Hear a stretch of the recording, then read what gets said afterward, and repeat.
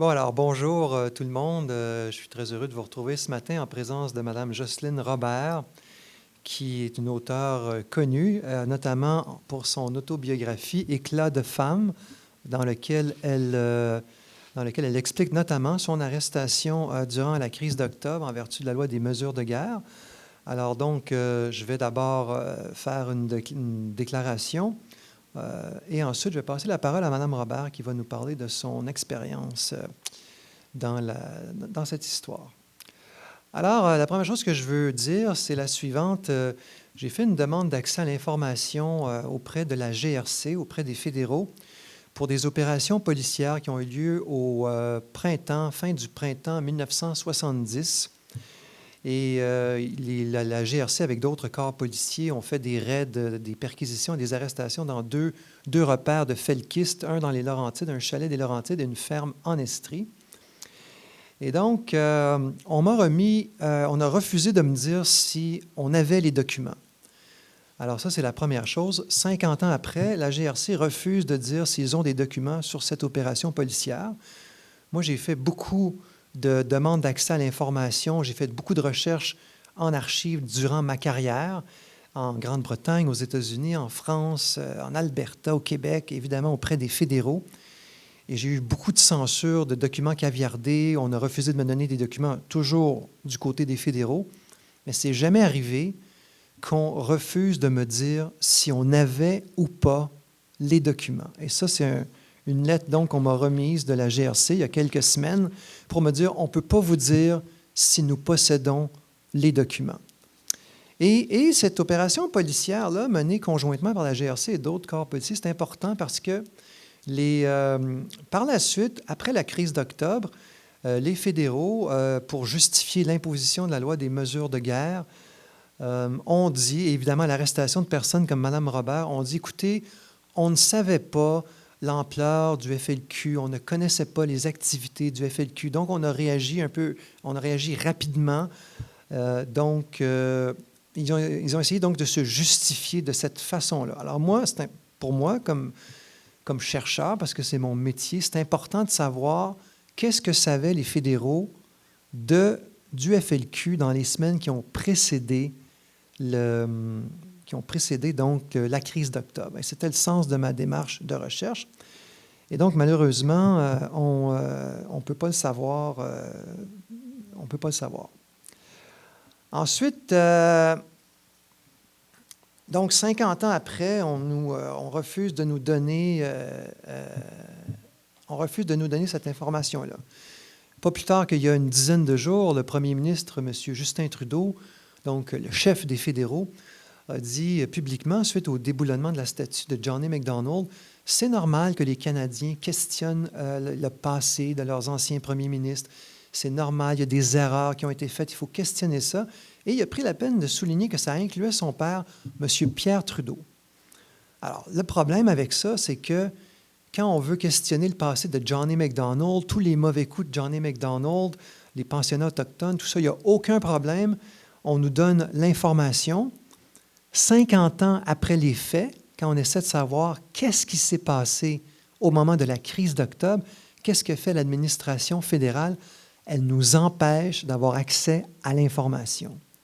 Et donc, moi, je mets M. Trudeau au défi de passer de la parole aux actes. Je suis d'accord avec lui.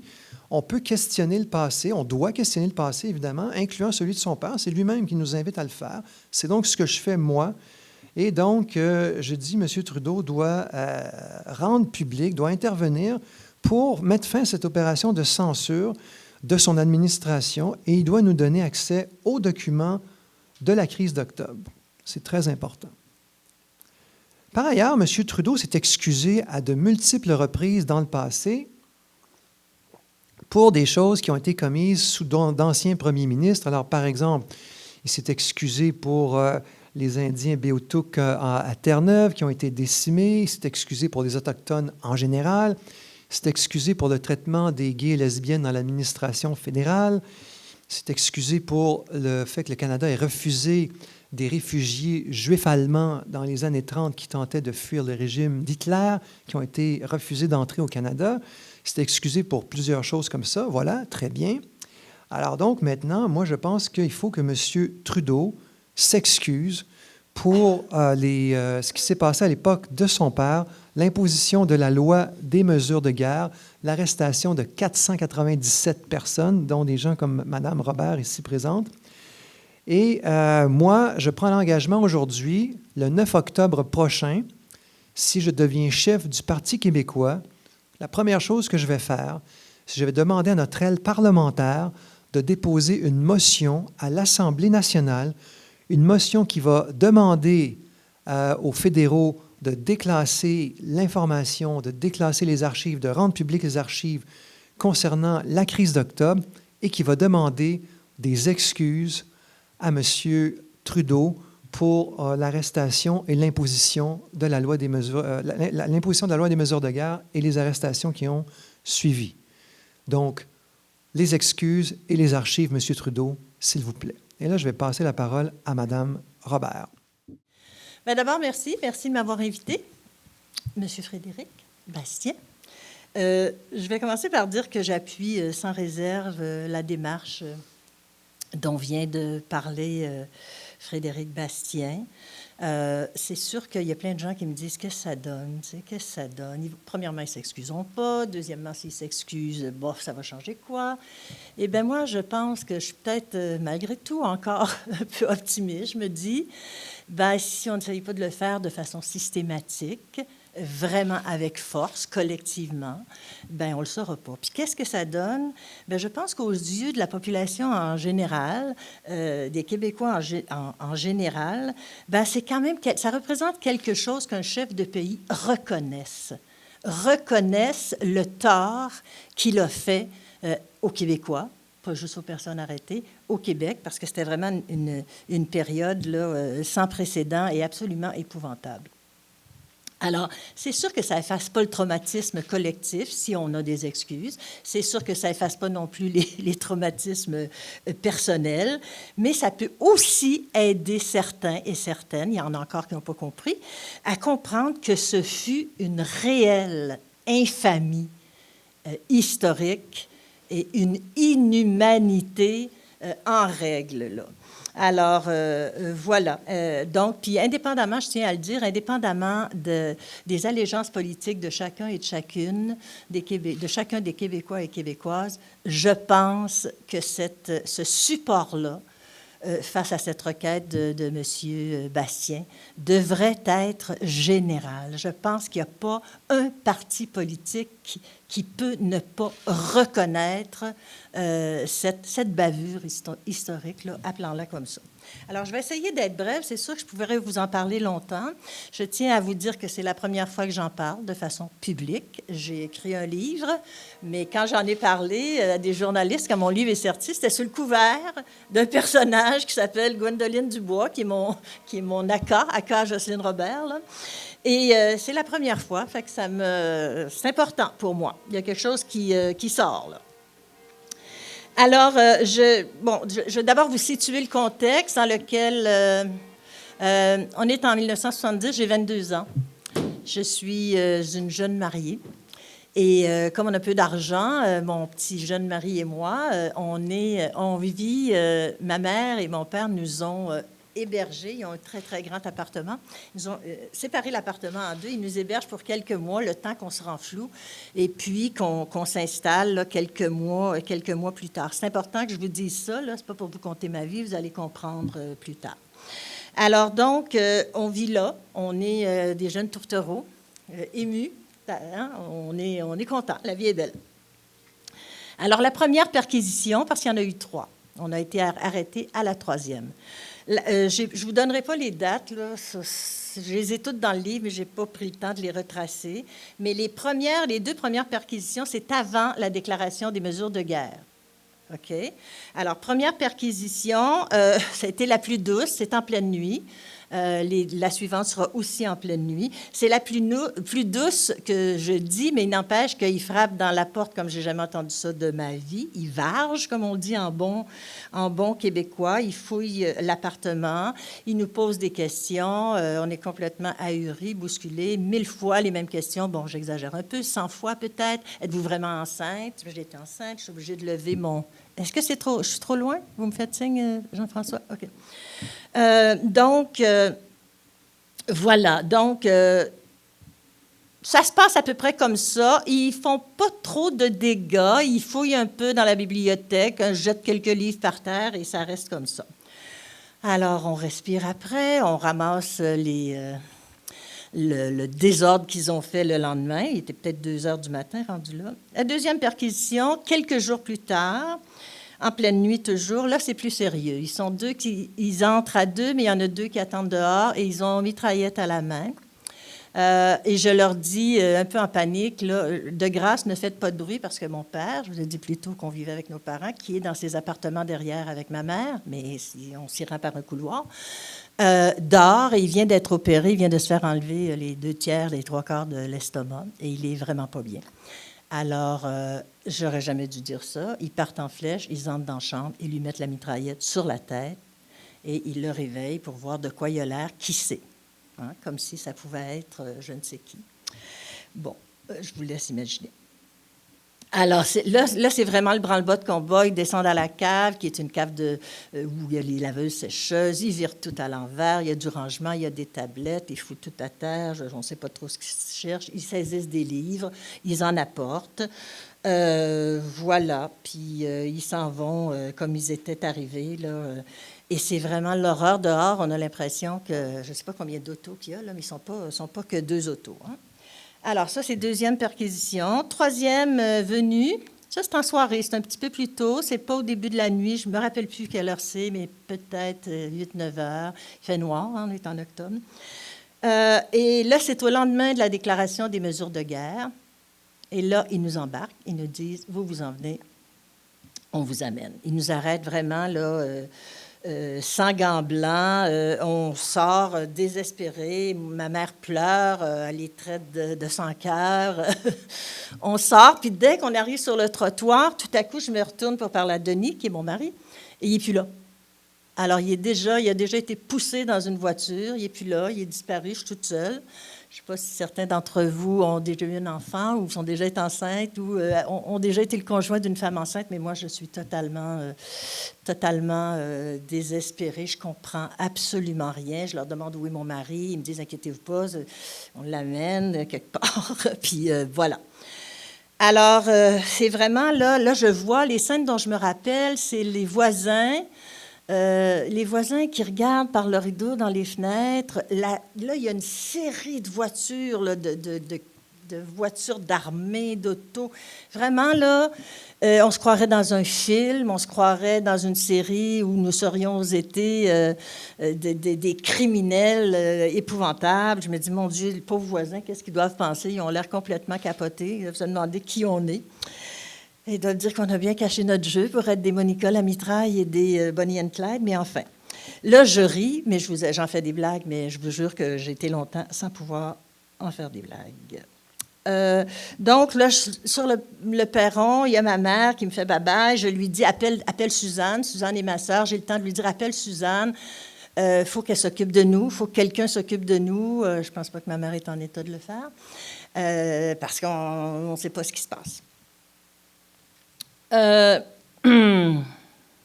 J'entre dans la voiture, puis moi, ma question, c'est où est-ce qu'il est passé, mon mari? Où est mon mari?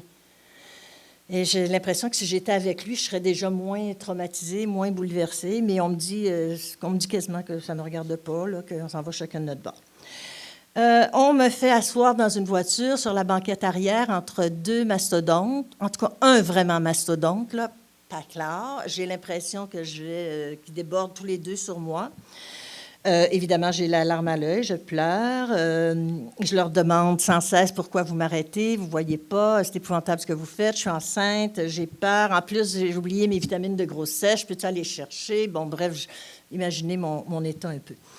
Alors là, il me demande, celui de droite me dit, calmez-vous, ou calme-toi, je ne me souviens plus. Là, il faut que vous vous calmiez, là, parce que je vais vous montrer quelque chose. Alors, il me sort un papier comme ça. Une liste, il y a des noms dessus. Mon nom est dessus. C'est écrit Jocelyne Blanchard en passant. Ils m'ont écrit, mon mari s'appelait Denis Blanchard, ça s'appelle toujours Denis Blanchard. Ils m'ont écrit, moi je me portais le nom de Jocelyne Robert Blanchard. Ils ont écrit Jocelyne Blanchard. Bon, bref, ils me montrent mon nom et ils me disent, écoutez, essayez d'être calme, là, on ne vous fera pas de mal si vous êtes calme. Je me dis, mon Dieu, j'espère. J'espère qu'ils ne me feront pas de mal si je suis calme. Et parce que, étant donné que vous êtes sur cette liste, vous êtes parmi les personnes qu'on ne doit pas laisser fuir et on pourrait même tirer sur vous si vous essayez de fuir. Alors, il me dit ça, là, le gars. Bon, voilà. Alors, j'essaie de me calmer, mais c'est pas facile. On arrive à la prison à Parthenay. Je continue à leur demander où est-ce qu'est mon mari. Ils me disent qu'il est dans un autre aile, qui est probablement à la même place. Ils n'ont même pas l'air sûrs. Bref, je suis dans un mauvais film. J'ai l'impression d'être dans un pays totalitaire. Je vis un cauchemar. En arrivant à la prison de Parthenay, on me fait m'enlève mes objets personnels. On me fait déshabiller nue, sans doute pour vérifier si j'avais un vrai ventre de femme enceinte de 7 mois. On prend mes empreintes digitales, on prend ma photo de prisonnière, là, comme ça, de face et de profil, avec un numéro dans le cou. Et puis, voilà, on me met dans une cellule, là, grande comme une trappe à souris, très grise, très noire, avec une énorme porte qui fait un vacarme d'enfer quand on la ferme. Je suis dans un état d'angoisse absolue. J'ai demandé la permission de faire un appel téléphonique. On me l'a permis d'en faire un et un seul. Là, à l'heure qui était, je me disais, là, si je ne la rejoins pas, ça va aller mal, là, parce que je ne peux pas appeler un avocat en plein milieu à cette heure-là. Puis bon. Alors, je rejoins effectivement ma sœur, puis elle me dit, je vais faire ce que je peux, je m'en occupe. J'ai déjà prévenu Michel Lamarre, qui est un avocat. T'inquiète pas, on s'occupe de... Mais bon, je ne sais pas ce que ça va donner. Alors... les questions que je me pose, c'est combien de temps est-ce qu'ils vont me garder? C'est insensé. J'ai très peur. J'ai peur d'accoucher en prison. Et puis là, les voisines de prison, les voisines de cellule commencent à me parler. Celle de droite, elle s'appelle Suzanne ou Lise, je ne suis pas certaine, je ne me rappelle plus. Et puis, elle me dit, écoute, arrête de pleurer. Tu vas peut-être être ici pendant des jours, des semaines, là, il faut que tu te calmes. Et là c'est comme ça me donnait un coup de masse à la tête en me disant ça. La pense me faire du bien, mais moi, qu'elle me dit, tu vas peut-être être là pendant des jours, des semaines, là, j'entre dans un gouffre absolu. Prends sur toi, c'est pas facile. Et là, je lui dis, parce qu'elle ne le sait pas, que je suis enceinte, puis je dis, je ne peux pas rester ici, moi, là, ça n'a pas de sens. Alors, là, l'information circule de cellule en cellule. Je me rappelle qu'elle dit il aurait été une femme enceinte, puis ça circule. Et les femmes, le lendemain, seront extrêmement solidaires. Ils vont demander qu'on m'apporte du lait, qu'on me libère. Bref, vous imaginez un peu la situation, mais je tiens quand même à saluer cette solidarité des femmes emprisonnées aussi injustement que moi, finalement, mais qui n'étaient pas dans ma situation. Alors, ça ne dure pas. Je ne suis pas enfermée très longtemps. Je ne suis pas emprisonnée très longtemps. On me libère au bout de 24 heures. Mais je suis 24 heures sans dormir une seconde, premièrement, sans être capable de manger. À chaque fois que j'essaie d'avaler leur nourriture, j'ai la nausée, je suis sur le point de vomir. Dans ces 24 heures-là, je passe trois interrogatoires, tous plus éprouvants les uns que les autres, parce que tous plus violents et violents verbalement, et plus épuisants les uns que les autres, parce que c'est toujours les mêmes questions qui reviennent. On me montre des photos de manifestations avec moi dedans. Ben oui, j'ai été dans des manifestations. J'ai travaillé pour Serge Mongeau au PQ, aux élections. Je suis une indépendantiste. Ben oui. Mais je ne suis pas une criminelle pour autant. Alors, on me montre des photos, on me demande si je suis la maîtresse de Paul Rose. Voilà, je suis la maîtresse de Jacques Lanctot. À un moment donné, je vais leur dire oui, j'ai couché avec toute la gang, là, c'est sûr et certain. Je blague, mais bon, je suis capable, 50 ans plus tard, de blaguer un peu. C'est parfois une forme de tristesse, hein, l'ironie, j'espère que vous savez ça. Donc voilà, je subis 3 interrogatoires. Il y a quelque chose qui me frappe, c'est que le policier qui vient me chercher pour m'amener aux interrogatoires, il me fait toujours passer, je raconte tout ça d'ailleurs dans mon livre, il me fait toujours passer par des couloirs où il n'y a personne. Je ne sais pas, on emprunte des escaliers petits, secrets, Et puis, je comprends tranquillement qu'ils ne veulent pas qu'on me voie. Je veux dire, je fais tellement dur, ça n'a pas de bon sens, là. Tu sais, je suis grosse de même, j'ai l'air... J'ai 22 ans, là, je pense que j'ai l'air de 40 ans. Je me rappelle sur ma photo, j'avais l'air de 40 ans tellement je suis épuisée, traumatisée, angoissée, tout ce que vous voudrez. À un moment donné, il y a une matrone qui me dit, parce que les filles l'ont réclamé aussi, et puis j'étais assez en accord, parce que je me disais, je vais le convaincre de me faire sortir de là. On demandait que le médecin vienne me voir. Parce qu'évidemment, j'avais mal au cœur, j'avais mal au ventre. J'aurais pu accoucher, faire un accouchement précoce à 7 mois, là, c'est assez courant. Donc, je pense que le médecin vient entre le 2e et le 3e interrogatoire. Je me rappelle que c'est la fin de l'après-midi, peut-être 16 h, 17 h. Et je me souviens, c'est drôle les images, je me souviens qu'il est grand, qu'il est gros et qu'il est gris, pareil, la même couleur que la cellule, la même couleur que la couverture sur le grabat, la grosse couverture grise piquante, là.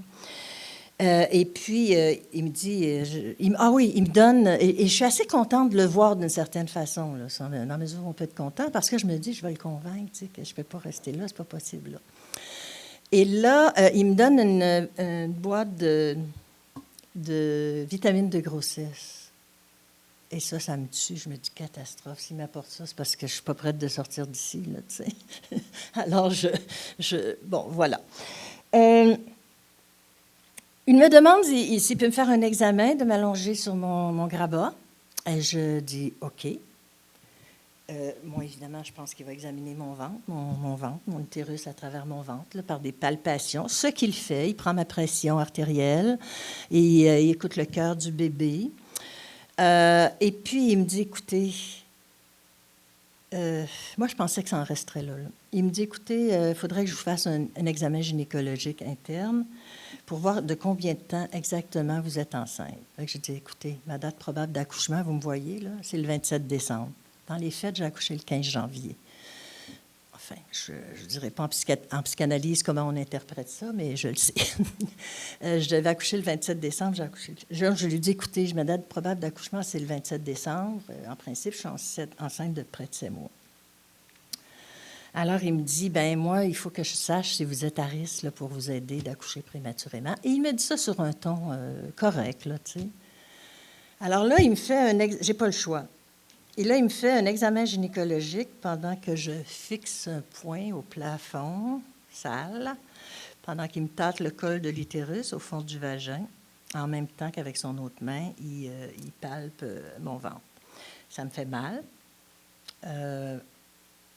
Il s'excuse. Il n'y a pas le choix. Alors, j'ai envie de vous dire que les hommes politiques qui ont affirmé que les personnes arrêtées ont subi aucune violence, bien, ils peuvent aller se rhabiller. Parce que subir un examen gynécologique en prison de la part d'un homme que tu n'as jamais vu de ta vie, c'est une sacrée violence. Je vous en passe un papier, comme dirait ma mère. Bon, c'est sûr, je sais que d'autres ont été bien plus longtemps que moi. Je n'essaie pas de faire pitié, c'est tellement pas mon genre. Je sais que d'autres ont été violentés plus que moi aussi, je le sais. Certains sont morts, parce qu'il y a plein de monde de la crise d'octobre qui sont morts maintenant. Certaines sont encore vivantes, mais sont même pas capables d'en parler 50 ans plus tard, je le sais aussi. Et ce que j'ai envie de vous dire, en tout cas par rapport à moi, je ne parle que pour moi, c'est que j'ai compris après ça que subir un choc post-traumatique, ce n'est pas tributaire de la durée des sévices qu'on a subis. Parce que j'ai vraiment été dans un état de choc post-traumatique pendant longtemps. Alors, j'ai été libérée donc 24 heures plus tard, à peu près à la même heure le lendemain soir. Mon mari aussi. Et je pense, mais ça je vous dis ça entre vous et moi, là, je pense que c'est mon état qui a fait qu'on m'a libérée. C'est bien sûr les pressions de l'avocat qui est à l'extérieur, qui a contacté le protecteur du citoyen. Et à un moment donné, il y a un policier qui m'accompagnait seul. Souvent, il était deux, mais là, on était seul. Puis il m'a dit, je pense que vous allez sortir bientôt. Il y a quelqu'un qui tape fort là, dehors. Alors, il y a eu la gentillesse de m'encourager un petit peu, tu sais. Donc, puis je pense aussi que le médecin a trouvé que je faisais bien pitié, puis il a peut-être dit il faut que vous la sortiez d'ici, ça n'a pas de bon sens. Cela dit, comme je viens de le dire, dans la vie, je suis une personne qui n'est pas du tout en quête de pitié puis de commisération. Là. Je suis une personne en quête de respect et de dignité. Je pense que ceux et celles qui me connaissent le savent. Et c'est entre autres pour ça que je suis là. Parce que, et pour moi, et pour la collectivité, et pour le Québec, je suis en quête de respect et de dignité. Et cette demande d'excuse, ben, c'est ça qu'elle exprime. Voilà.